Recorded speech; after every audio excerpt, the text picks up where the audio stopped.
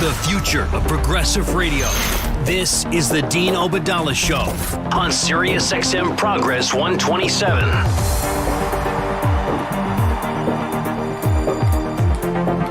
And welcome back. Dean Obadala Show. We're live here Wednesday, January 22nd. Impeachment trial opening statement night. Right here to help us make sense of it. Princeton professor, CNN contributor, Julian Zelizer. Julian, how are you tonight? How are you? Nice to be here. So let me ask you, first of all, what's your reaction to, I'm sure you've been watching a lot of this yesterday and today as well. Yep. What if it's hard to say what your takeaway of 2 days of testimony, but anything stand out, anything that really sticks in your head when you watch and you said, oh, that was impressive? Well, I mean, Congressman Schiff is just unbelievable.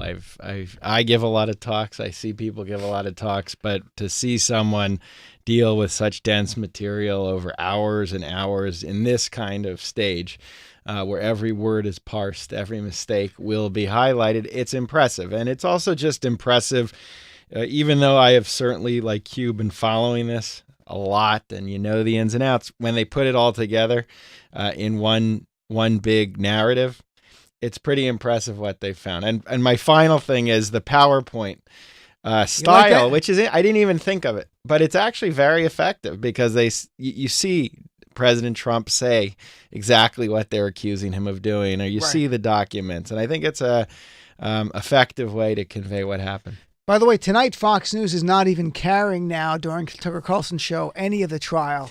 Yesterday they covered the motions, but he talked over it. So I'm hoping when the president's team lays out their case, MS doesn't cover it, just to be spiteful, but they're going to cover it.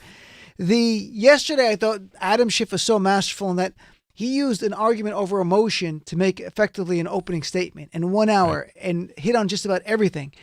And I honestly think yesterday that Trump's lawyers were not ready for that. I mean, Cipollone gets up there, speaks for 3 minutes and sits down, sort of like out of a movie where a guy's like, I know it's like a boxing match. He goes, it's rigged. I don't got to hit anyone. I can just swing at the air. He's going to go down. Adam Schiff goes up for an hour with video clips of Trump and PowerPoint. They had nothing. They were not ready for that at all. Yeah, I mean, the Democrats have done more than just regurgitate bits and pieces of what you already saw or read about. They have really put this together in a way I don't think the administration was totally thinking through, which isn't a surprise. They don't plan anything. And to be fair to the lawyers, they're dealing with a tough case, meaning they can't even really defend what happened. So they're the ones who have to sit there in front of the country, in front of the Senate, and somehow make sense of what is obviously not the right thing. And I think you're seeing a combination of those two things. You know, yesterday, and I went through it earlier in the show, I went through 9 of the motions made by the Democrats yesterday to give people a sense of how much the stonewalling by the GOP. It wasn't just one motion, and that's why Chuck Schumer refused to do stacking, which is all the motions together. And they made an argument on each one, and I went through them. A subpoena for the White House to get emails and memorandum, and it was a subpoena to the State Department, Department of Defense, OMB, no party line vote. Subpoenas to get John Bolton, Mick Mulvaney, Mike Duffy, and I think Rick Blair was the other one. No, all party line vote.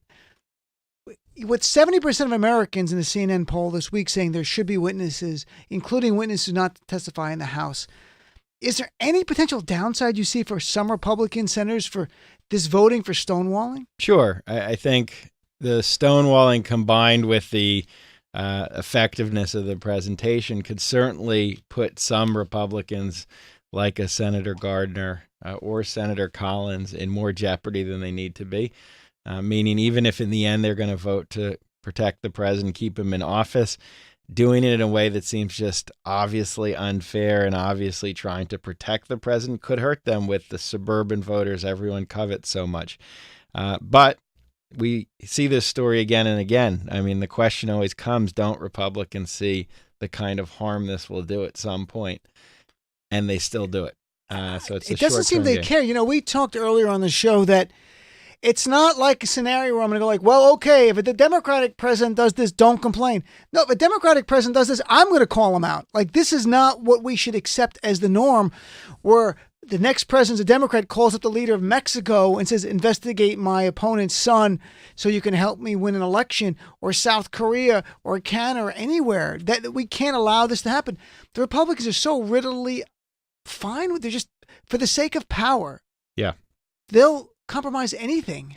No, it's an unbelievable development, and it's hard to keep that in perspective. But if you just step back and you say, what are the Senate Republicans essentially agreeing to as a normal pattern of behavior? It's pretty striking. They're allowing a president to use policy, in this case, foreign policy with a country at war, just as a tool for reelection. And if you change the face, meaning a different president, a Democratic president, you change the era, there's few people who would say this is an okay thing to do. Again, there could be an argument. Impeachment is not, the way to do it. I can hear that argument. Sure. I actually don't think it's correct. But they have gone a whole step further. They're basically normalizing this, putting it away and saying, well, it happens. And that's a big development. Since you've written about political history so much and teach about it, I want to play 2 clips from Adam Schiff where he evokes a lot of history. But one is, and I won't play the whole Alexander Hamilton clip that he plays, but he talks about the framers and about fearing a president who pursue his own interest over that of the government. And Nina, let's play clip 5, please. And they risked their lives to be free of it. They knew they were creating an enormously powerful executive, and they knew they needed to constrain it. They did not intend for the power of impeachment to be used frequently or over mere matters of policy, but they put it in the Constitution for a reason. For a man who would subvert the interests of the nation to pursue his own interests. For a man who would seek to perpetuate himself in office by inviting foreign interference and cheating in an election. For a man who would be disdainful of constitutional limit, ignoring or defeating the other branches of government and their co-equal powers. For a man who believed that the Constitution gave him the right to do anything he wanted and practiced in the art of deception. For a man who believed that he was above the law and beholden to no one. For a man, in short, who would be a king. We are here today in this hallowed chamber undertaking this solemn action for only the 3rd time in history because Donald J. Trump, the 45th President of the United States, has acted precisely as Hamilton and his contemporaries feared. And how persuasive do you think it is to talk history? Like, who is the audience for this?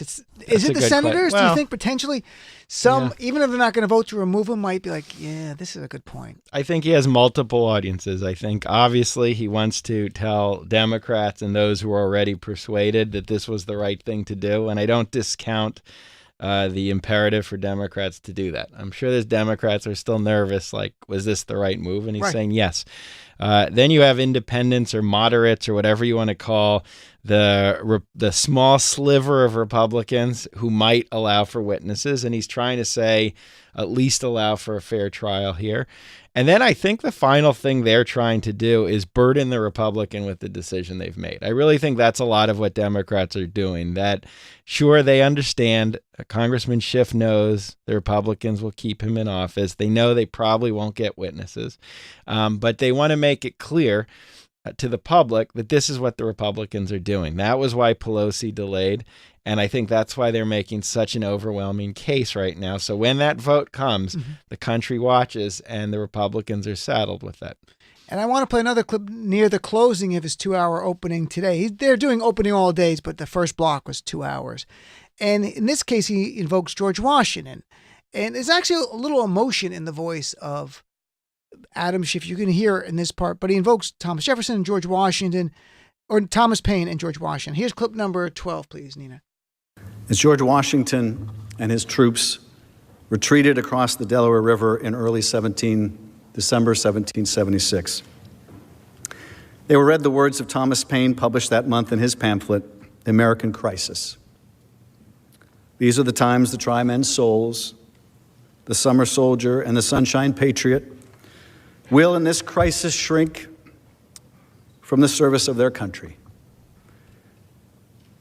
But he that stands by it now deserves the love and thanks of man and woman. 17 days later, George Washington crossed the Delaware, leading to a decisive victory for those who would come to shape our promising young country. As much as our founders feared an unchecked chief executive able to pursue his own will over the will of the people, they also feared the poison of excessive factionalism that could divert us from a difficult service to our country. As George Washington warned in his farewell address, the common and continual mischiefs of the spirit of party are sufficient to make it the interest and duty of a wise people to discourage and restrain it.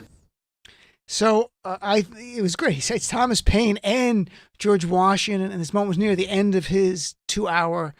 And I love quotes from people in history. I love quotes from framers, and not just framers, like people in history that have made a difference and changed things. So to me, this appeals. I love that argument.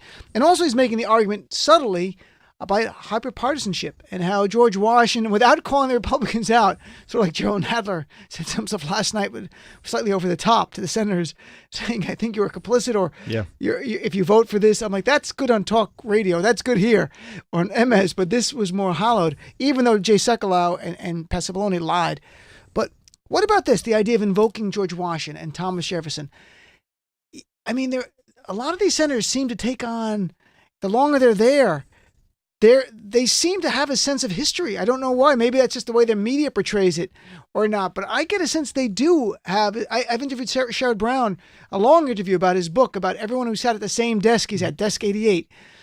And he loves the history. And it seems like all the senators, they get a sense they're in a special, unique place. Yeah, I mean, I think most of them feel that now. You're sitting there once impeachment starts. It's different than talking about impeachment. You're 67 votes away from removing a president who was elected. That's a big decision. They're sitting there without their cell phones. A few of them have their watches, I guess, their iWatches, Apple Watches. But in general, they're insulated from some of the incessant coverage that they usually get. They're just sitting, watching. They're hearing this debate, and I think Schiff invoking these key figures like George Washington, the president who voluntarily relinquishes power as a precedent for the country, will sink in a little bit. Will it affect behavior? It's still hard to believe that. I think the party line votes last night that you mentioned are a reminder that those Romneys out there probably are going to stay the party line. They probably will, because what's going to happen now, as I laid out earlier in the show, it's going to be 3 days. They have 24 hours to make their case. The House, then the other way goes with the Trump lawyers. Then the senators have up to 16 hours to ask questions. Then there could be motions on witnesses.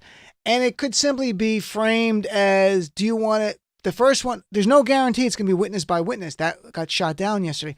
It could be as simple as, do you want to consider more evidence or not? Just a broad question.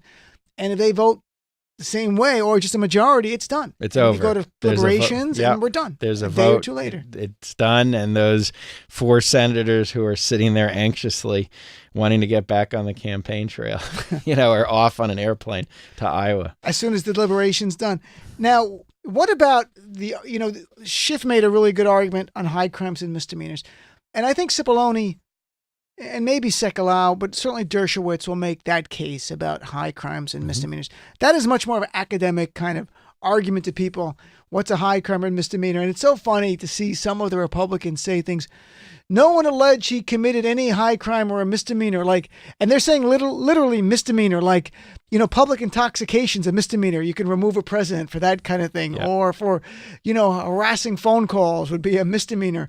And I don't know how they don't get, at this point, to hear senators and Trump defenders try to make that argument with a straight face, that's not what misdemeanors meant at all this time. Zero. They know that. We know that now. I don't get it. It's a ridiculous argument, and you have some smart people making a ridiculous argument, which suggests to me it's just purely a position to defend your client rather than some genuine constitutional argument. Obviously, there are some Republicans who have now subscribed to this idea of unbound executive power. We've heard this for a while. Bill Barr is one of the chief proponents of this. But here they're going even further, kind of dismissing this There is no stipulation in the Constitution that it has to be a criminal act, and high crimes and misdemeanors is intentionally broad so that Congress can respond when it sees something that fits the model. This is about a president using foreign policy for his own self-interest. That is a textbook of what the founders were saying. So I think this argument, it's the kind of rhetoric you hear on Fox News, but it's just polished and it sounds academic and it sounds legalistic, but I don't really think it's much better than a lot of the other stuff. In a way, there was a really great book called Impeachment. I think I mentioned it before. It was either in that or other research I did, but there was a quote by a delegate to the Constitutional Convention that I never heard of before, but his name is Hugh Williamson from North Carolina. I don't know if you know who he is. But in the debate, he said impeachable offenses were, quote, offenses against the public interest which need not be indictable under the criminal law, close quote.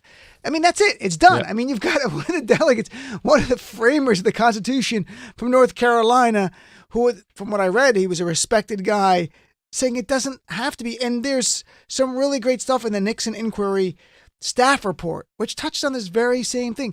So it is absolute BS, but I guess to give anyone a reason not to find for removing Trump, and to me, it takes me to the flip side, and I had Glenn Kirshner on, who's a former federal prosecutor, MS contributor. And I asked about the articles of impeachment last week, and the only thing he said, I don't think it's a mistake in the way they charge, but as a former prosecutor, when he was a prosecutor, they would charge various crimes. And he wished that there was an article just on bribery. So if you would have had one abuse of power, one bribery under the federal statute, one federal campaign finance violation as a felony, and the other one being obstruction of Congress. So then everything is covered. And let them fight then, let them deal with it. But I think that is such a great idea. You overcharge defendants all the time in criminal cases when you can. Charge. So then we are talking about the word bribery every day. Yeah. We're talking about a felony campaign finance violation every day. And they can say it doesn't fulfill the statute, but the way you framed it, it's in people's heads like bribery. Wow.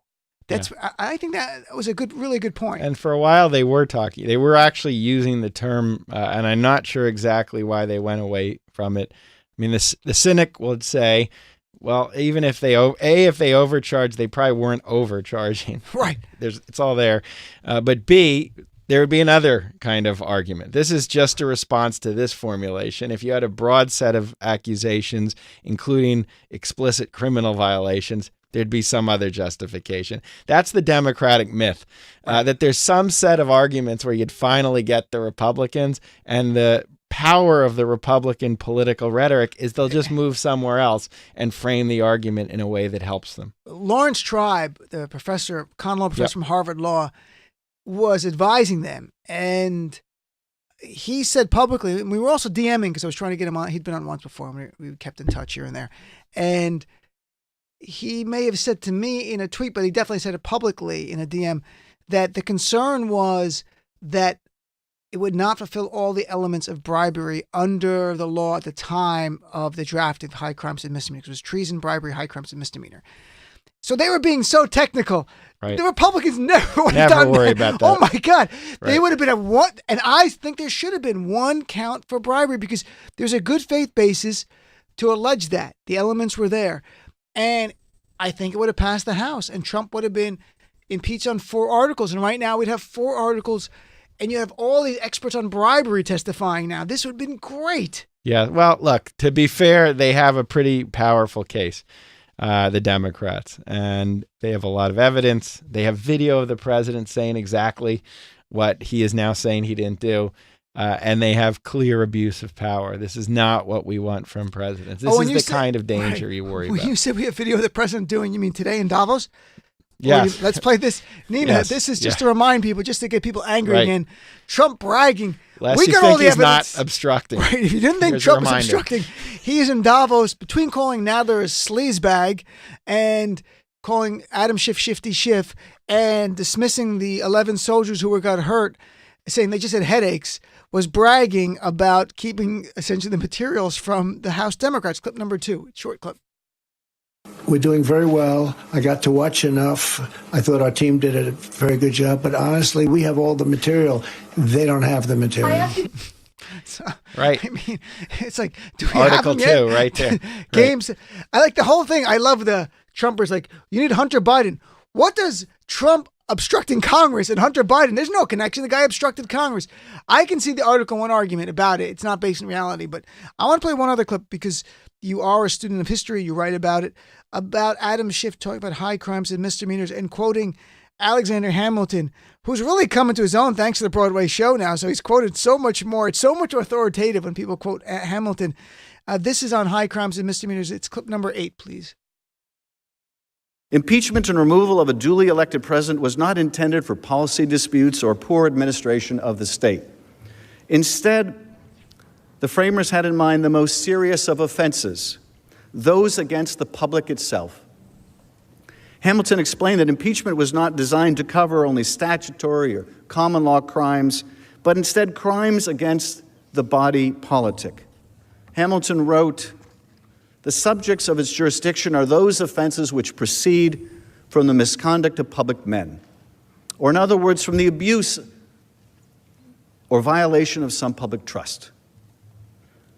They are of a nature which may, with peculiar propriety, be denominated political, as they relate chiefly to injuries done immediately to society itself." In other words, impeachment would be confined to abuses of people's trust and to the society itself. This is precisely the abuse that has been undertaken by our current president when he withheld money and support for an ally at war to secure a political benefit.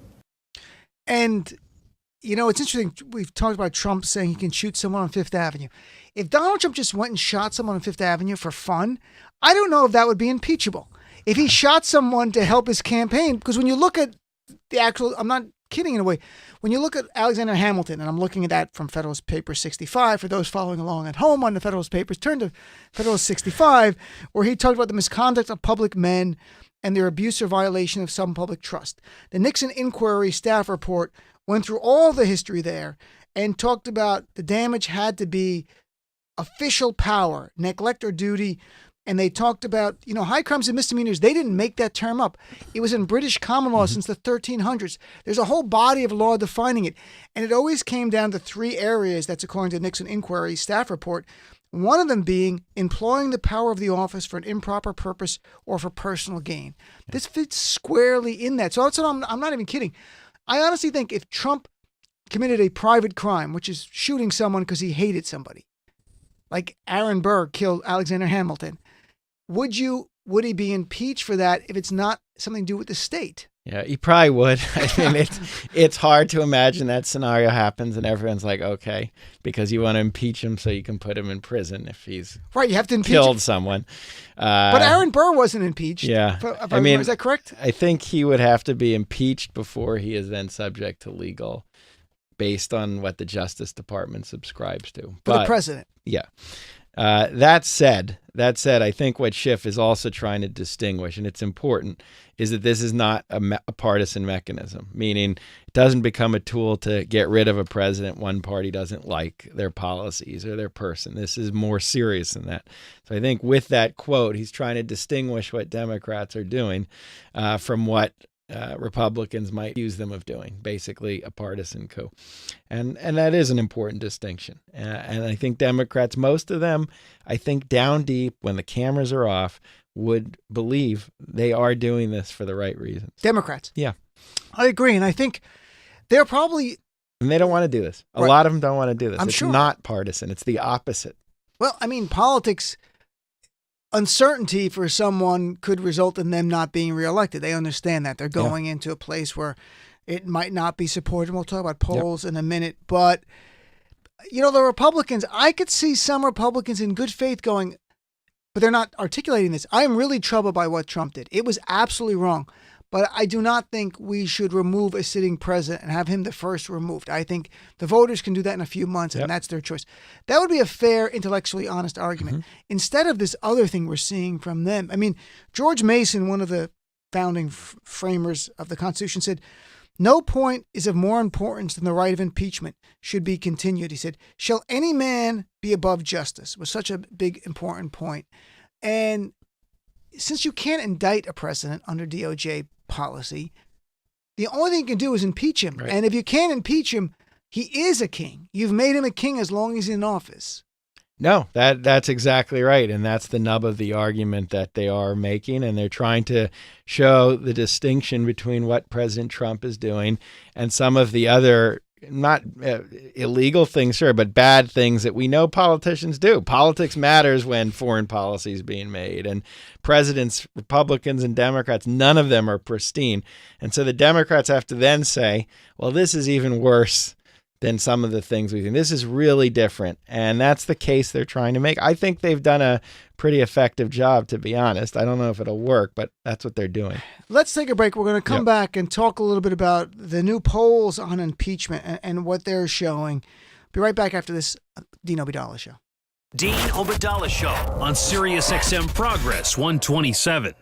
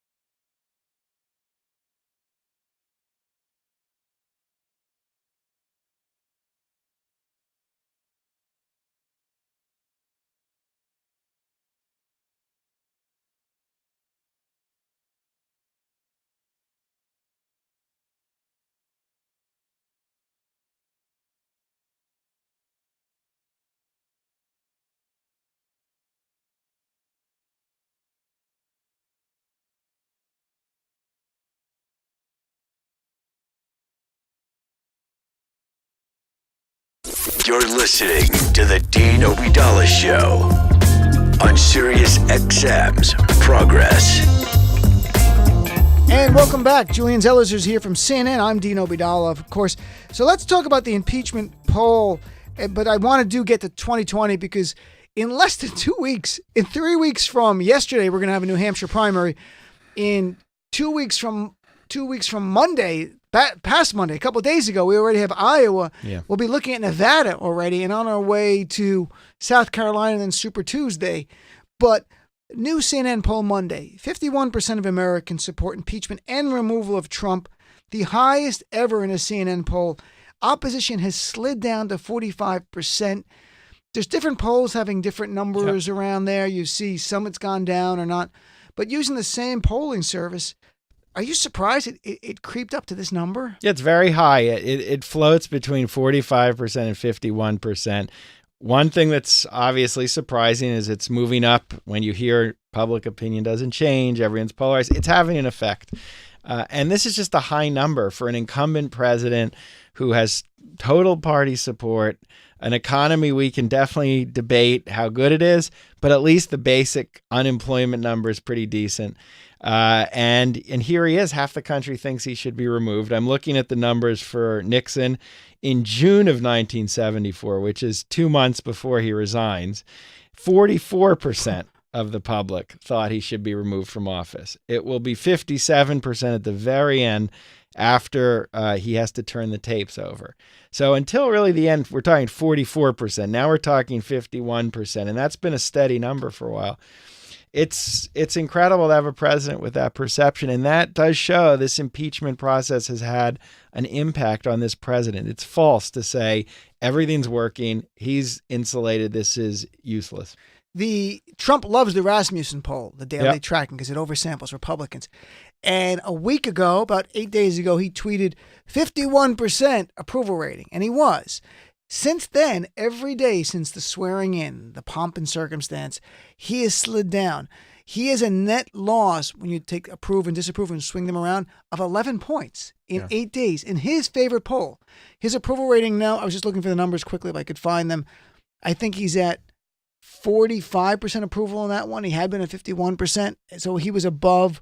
He's at 45% approval now, 46% approval now, 53% disapprove. He had been at 51% approval. So it's statistically significant. This is not margin of error. This is out of margin of error. Things are moving. I wonder if I don't know what goes on in people's mind. I can't tell you.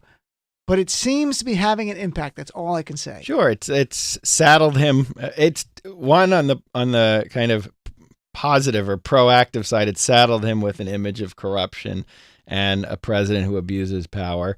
And then it's just wasted time for him. I mean, Obama spent a lot of 2012. He also had bad approval ratings, but he spent the time from Labor Day through the election working to get them up. And this is totally consuming that moment. So they're going down, they're not going up, and this broader narrative is out there. And if it's true that a lot of voters are locked in, and this is going to be about turnout, but also about these small pockets of suburban moderates, female educated voters, this stuff doesn't sit well with them. And so this is hurting his own political chances. When you look at the demographics of those who support removing Trump in that CNN poll, it seems like it's a winning coalition. And it looks like the Obama coalition on some level. 86% of black voters say he should be removed. 65% of Hispanics. 59% of white women with college degrees, and 43% of white women without degrees.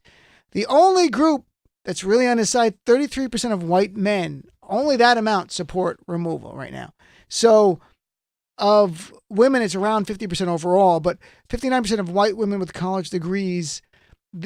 I can see the makings of a coalition here that could be whoever's the Democratic nominee. This could be their way to getting to 51, 52%. It could be. I mean, when you have a coalition like that, a candidate has to capitalize on it, and there's moments they don't.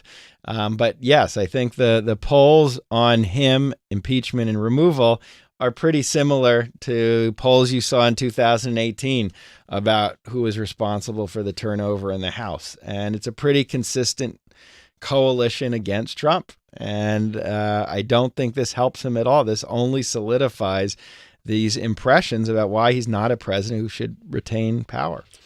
There are so many reasons why he shouldn't. And another one, and I want to get your reaction. Today he again called Adam Schiff Shifty Schiff in Davos, in between calling Nadler sleazebag. But at least sleazebag, while sleazy to say, doesn't play on any anti-Semitic trope. Shifty Schiff, when he first called Adam Schiff Shifty, numerous articles from The Forward to just progressive writers saying this is an anti-Semitic trope and giving the history of why it is. He doesn't care at all. He continued today. And today, a short time before the show, I told you we learned, it's not a big story, but it's still a news story, that the White House gave credentials to True News, which has a history of anti-Semitism. The ADL, Jonathan Greenblatt, called it out on Twitter tonight. The leader, Rick Wiles, has called this whole thing, in quotes, a Jew coup, and talking about how Jews want Trump out, and obviously going after Adam Schiff and others. You're Jewish. When you hear this, is Donald Trump normalizing anti-Semitism on some level here? He's certainly normalizing the use of it. I mean, this is just a consistent story, and images, rhetoric like that, his appeals to nationalist groups. He's making it normal for a president to do this kind of stuff, as he does with other social groups. And again, I don't know exactly what's in his heart, but that doesn't matter.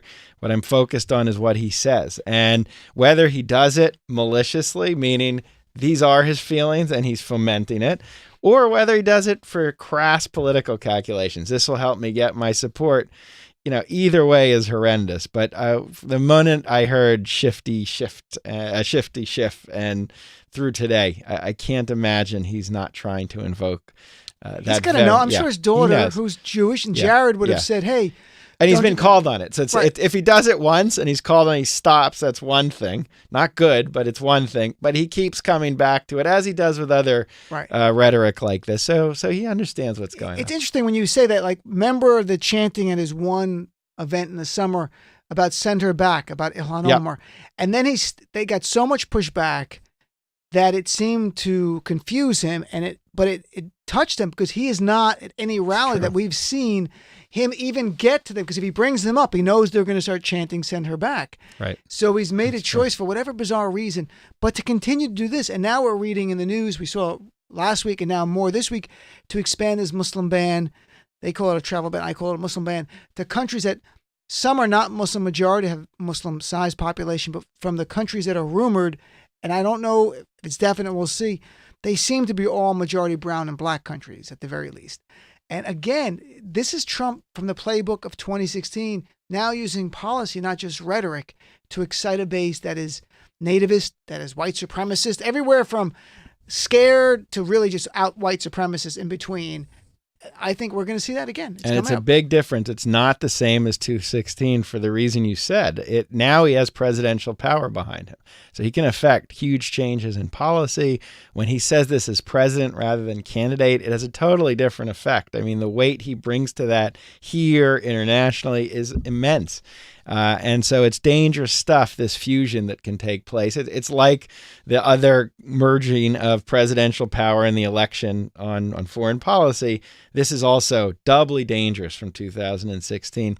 And Republicans normalize this like they normalize his behavior on foreign policy. Even if privately they're like, I can't believe he's doing this. Publicly, they sit tight, and sitting tight allows him to move forward. So let's take a break and come back. Brand new CNN poll today, head-to-head. Trump versus Biden, Trump versus Bernie, Trump versus Warren, and others. And it's interesting to see the development from their last poll a month ago till now, realizing what's happened in between that Trump could actually claim credit for. But these polls are showing something very curious, my friends. When we come back, we'll talk about that with our friend Julian Zelizer right here on the Dean Obeidallah Show. Dean Obeidallah Show on Sirius XM Progress 127.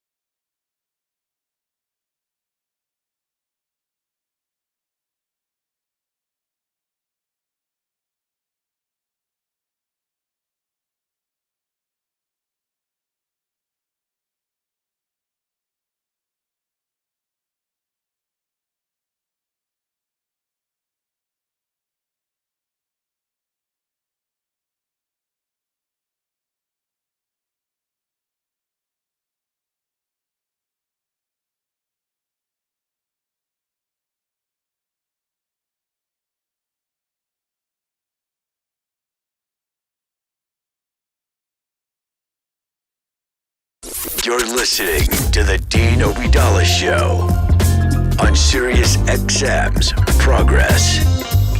And welcome back to the Obeidallah Show. We're live here Wednesday, January 22nd, and the impeachment trial is still going on. Adam Schiff and other House managers are making their case. They'll be doing it. They have an allocation of 24 hours over the next 3 days, so I'm assuming tomorrow and Friday we'll see even more. But I did want to talk about the 2020 race that's going on because we are so close to Iowa. If it wasn't for impeachment, we'd just be talking about this race. But I know talking general elections so far out there, but I was intrigued by the new poll numbers. New CNN poll today. Well, let me give you a little history, folks, to tell you why I was stunned. In December, Biden versus Trump. Biden only up by 5. He had been up by 10 points in earlier CNN polls, so only up by 5. I'm like, oh boy. And Bernie only up by 4, and Warren only up by 1 in that poll. Brand new poll out today, CNN. Biden now went from a 5-point lead to a 9-point lead, which is, I think, right at the edge of the margin of error, so it's statistically significant. Sanders went from a 4-point lead to 7-point lead. Liz Warren went from a 1-point lead to a 5-point lead. So, assuming CNN methodology is all sound, and why do you think in the last month? Because the big events are stock market hits a new record. He kills the Iranian general, which his base likes. He's trending the wrong direction. It's beyond policy, although many people obviously don't like his policies, but gets back to the impeachment. It gets back to what the impeachment says about him as a president. And I think there's a lot of discontent and fear, frankly, about having someone so unstable in the Oval Office. And I think that's what this is reading. And while the irony of the whole thing is this started as a way to smear Biden, but it looks like, Biden's numbers are up, his are down. And this is only reflected poorly on the president. So he is undercutting all the things that you're mentioning that might help him.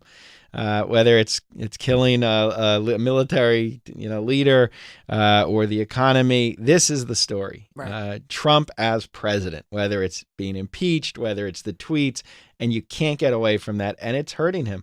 And the other candidates, many of them are figuring out ways to really build their own response to this outrage. And it's a dynamic playing field. Again, I don't know how the impeachment's going to affect the senatorial campaigns going into Iowa and New Hampshire. But at least this poll shows you have some formidable competition. I interviewed Rick Wilson last week, the former GOP consultant. He's not even a Republican right now. He's an ex-Republican. And his new book is literally just a roadmap to beat Donald Trump. That's all based on his years as a consultant. And a lot of it is how to win people in the swing states that he had won as a Republican, how we can appeal to them. People can discount it or not, but his sincere goal is to destroy Donald Trump. He despises Trump. And he said, forget these policy disputes over stuff. Democrats can say whatever they want there for. He goes, you're running on a campaign about a referendum on an incumbent president. He goes, that's what this is. Make it about Trump. Do you want 4 more years of this toxic guy? Or he didn't say this, but it's almost a flip of, are you better off 4 years today? It's almost like, do you want 4 more years of this or not? Is sort of the question. And that was his big point. And I think about it a lot now. So much like, well, our Democratic candidates have to put out policy prescriptions that are going to move people. And I agree. But he's like, your base can't be more animated. It doesn't matter if it's a policy, Medicare for all, or a hybrid that they can buy into. He goes, that's not going to bring anybody else more. It is this guy. It is Trump that's going to do it. He goes, keep that in mind. That's how you win this election. You make it about him. Everything is about him. Do you want 4 more years of this? I think he's right. I do think at some level, Democrats in the debates get caught up in their policy disputes, which are important and relevant, but that's not going to be the issue. I don't think most voters are going to be making a decision. This is about Trump. It's about the candidate who can position themselves as the antithesis of Trump, or maybe the person who can at least get us through 4 years after this wreckage. That's kind of the Biden strategy. But the second part of that, which Wilson isn't totally addressing, is who can beat Trump and who can withstand his political campaign tactics, which are going to be coming at them fast and furious. I can tell you who. When this is over, right? I mean, when this impeachment is over, I'm pointing, I realize we're on radio, it will be fierce, it will be vicious, and so that's the second question that I think Democrats need to sort out. He said something, and I pushed back on it because I don't agree with this, but I understand his point. I just don't agree with it. He said any of the top tier Democrats could beat Trump except for Bernie. And I said, you have to explain. And he went through that. We have so much opposition research on him through the years, and he honeymooned in the Soviet Union. And He's truly a socialist, even though a democratic socialist and all this stuff. But the flip side is Tucker Carlson on Monday, and I don't often cite Tucker, but he was being sincere. Tucker Carlson was making a plea to Trump on his show. You got to watch Bernie.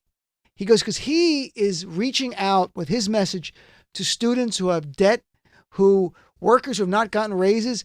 And he goes, and he was really honest, Tucker goes, you can call them a socialist all you want, but if someone is struggling, they don't care what the word is. They just want to be helped. And he was implicitly saying, and he cited a Pew poll that I cite all the time, that a Pew poll from the fall showed they asked Americans, are you better off today than you were 4 years ago? About 35% said yes. 65% said the same or worse. Mm-hmm. He goes, there's a gapping. That bubble between the two is Trump telling everyone the economy is great all the time, and people feel funny to say it's not.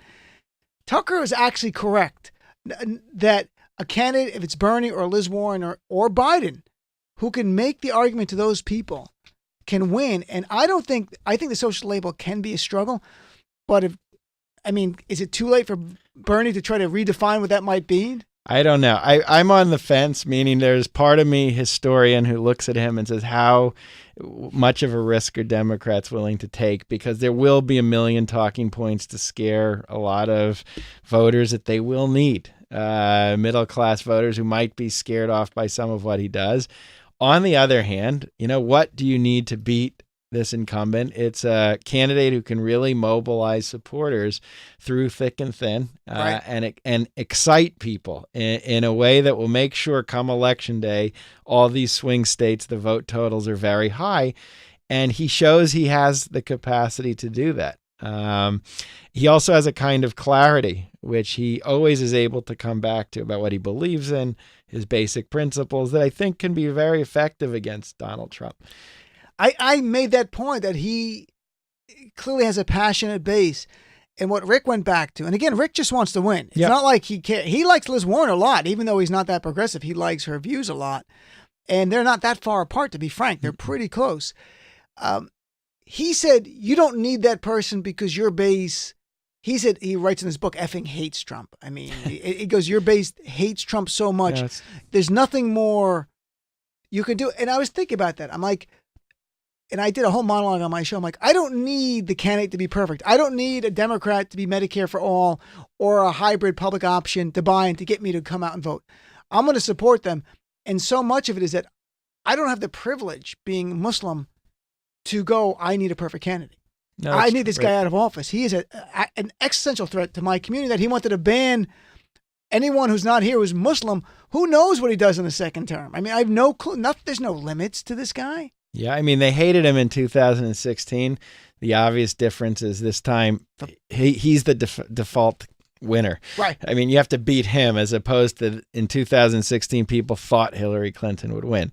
But my point is that didn't drive the Democrats to success, that intense dislike of what he's about. So Democrats need to be cautious. I mean, I agree, but you have to mobilize that. I brought that up to Rick as well. Yeah. And his point, and I think it's a very fair point, is that when he was running, a lot of people said he's not going to be that bad. Right. He's doing this thing. Right. And he came in and he's worse. I mean, he's literally worse than no one could have predicted. If he was running and you would have predicted, he would have not only asked the Russian for help, get on the phone the day after Mueller testifies, ask the Ukraine for help, literally suspend the Constitution, declaring an emergency to move money that was not allocated by Congress to build a pet project wall to help him get reelected. The list goes on of what he's done of just destroying the guardrails. From going to Davos today, it doesn't even raise eyebrows. He's calling a United States congressman a sleazeback on the world stage. Yeah. If Obama did that one time, we would have went crazy. Look, the other part is he might win, meaning Sanders might win the nomination. We can have debates about what's best for Democrats, but right now he's polling incredibly well. He's higher, at least in this poll, than Biden. The brand new poll, national poll. And today. He's very well organized in all these early states where he is going to be competitive. So Democrats also have to wrap their head around the fact that you can have this debate all you want, but right now he is right up there with Warren, with Biden, and he might be the nominee. I may have asked you this last time, but now we are so much closer. In the Real Clear Politics average in the first two states, in Iowa, you've got Biden, Sanders, Warren, and Buttigieg all within a handful of points. Literally, these are at the top tier, that close. Then you go to New Hampshire, It's Sanders 19. These are the averages. Biden 18. Buttigieg and Warren 14. So almost on the edge of margin of error. Can you recall in modern day when you had 4 candidates like 2 weeks out? This is not like a year out, Right. 2 weeks out, that any one of these people can win. No, I can't imagine. I can't remember something that close with 4 real front runners, and added to it that 2 of them can't campaign. That's right. They literally can't campaign right now. It's a remarkable, convergence of events.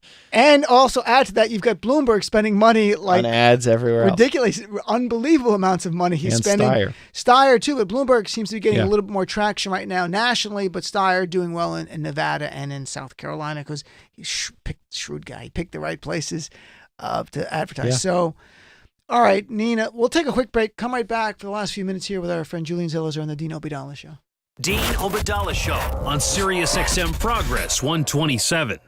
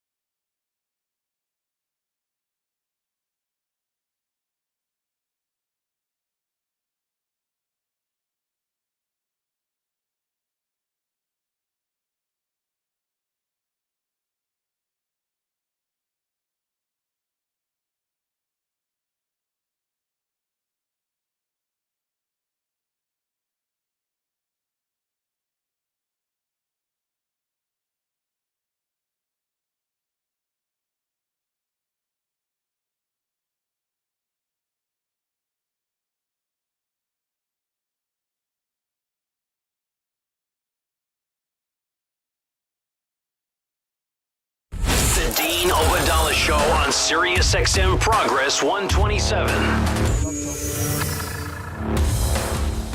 And welcome back, Dean Obeidallah Show. We're live here Wednesday, January 22nd, in studio with our friend Julian Zelizer, CNN contributor, Princeton professor.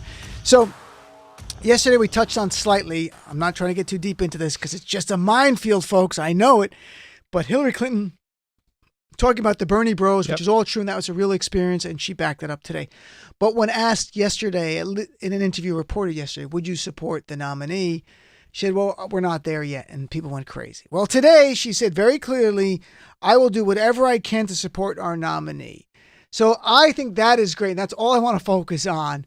That, there's certainly she is a Democratic leader. She's the last nominee. Yep. She has an obligation to be a leader for us. And I think this kind of statement is so important. Yeah, there's no reason for a Democrat right now to be saying I might not, support one of the Democratic candidates given the high stakes. And I think it was a mistake. It comes out of problems she experienced. I understand. But that's different than saying it right now on the eve of the impeachment. The timing couldn't have been worse. So it's not a surprise she walked it back. I think she has to show with Hillary Clinton years ago. Oh, that's from years ago, July 2016. John Fugelsang's here. He's showing me a tweet from Hillary in July 2016 saying, thank you, Bernie Sanders, not just for your endorsement, but for a lifetime of fighting injustice. That was before the convention, about 2 weeks before the convention. There was no reason for that. John Fugelsang, you're here. Hurry up. We got a minute with the music's playing. What's going on in your show, buddy? Hi, Keith. I want everyone to listen to our show tonight. Hang on. They're not here. Use my mic. I want everyone to keep listening to Progress under pain of imprisonment. We're going to be doing a big breakdown with Bob Seska. Keith and the girl join us, and then the hilarious Keith Price for a full impeachment shakedown. We'll be going through through why the 3 pillars of the defense are absolute rubbish. Excellent. Don't go anywhere. Julian Zelizer, thank you very much, my friend, for being Pleasure in. to be here. Thanks for tuning in. I'm on Twitter all the time, at Dean Obidala, Facebook.com/Dean of Radio, or drop me an email. I'm needy. Dean@deanofradio.com. Now, don't go anywhere. John Fugelsang coming up right after this quick break.